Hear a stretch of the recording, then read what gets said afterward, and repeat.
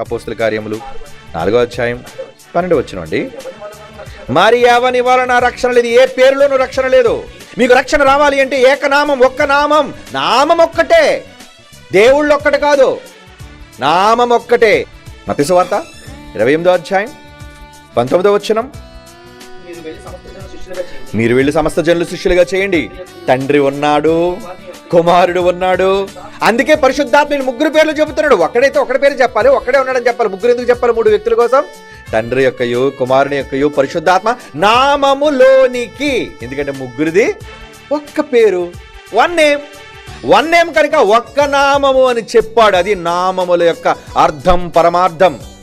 ఒక్క పేరు అన్నాడు కాబట్టి ఒక్కడని కాదు.